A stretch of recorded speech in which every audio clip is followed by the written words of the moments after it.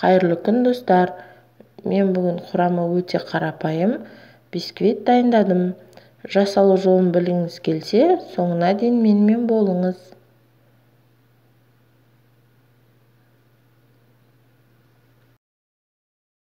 Кез келген крем жағып жасай беруге болады. Мысалға, ең қарапайым крем сгущенка мен сметананы, болмаса сливки, болмаса пломбир деген сияқты өздеріңіздің үйде бар қолжетімді креммен жасап жіберуге болады. Биіктігі 8 см, диаметрі 20 см қазіргі жасалған бисквитіміз. Бізге құрғақ таза ыдысымыз керек. 5 жұмыртқа орташа болса, ал жұмыртқаңыз кішкентайлау болса 6 жұмыртқа. Ағынан сарысын жақсылап айырып аламыз. Белокқа сарысы түсіп кетпеу керек жұмыртқаның.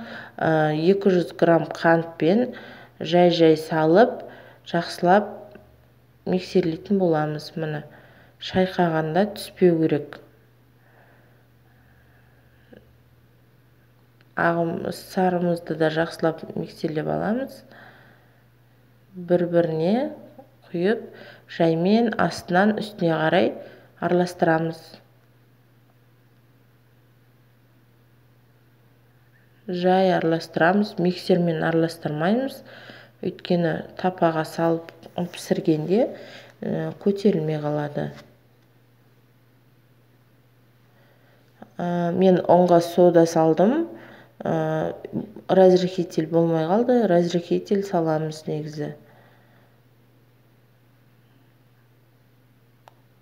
Жаймен араластырамыз жақсылап тұрып. Алдын ала пешімізді 180 градусқа қыздырып қоямыз. Мына осындай сұйықтық шығу керек. Жақсылап араластырып, ішінде түйір қалмау керек. Тапамызға демлеп құйып, тегістеп, қызып тұрған пешке салып, жақсылап пісіріп аламыз. Тестамыз әбден суығанша тапасынан алмаймыз. 1 сағаттай суыды, міне жан-жағынан босатып аламыз. Мінекей достар, өте оңай және қарапайым. Жасап көріңіздер. Жақындарыңызды қуантып жүріңіздер. Ең бастысы жұмсақ, өте нәзік, дәмді. Мінекей кескенде ешқандай жабысып қалып жатқан жоқ арасы. Ең бастысы жасалу техникасын жақсылап жасасаңыз, сақтасаңыз, нәтижесі осылай шығады. Ас болсын!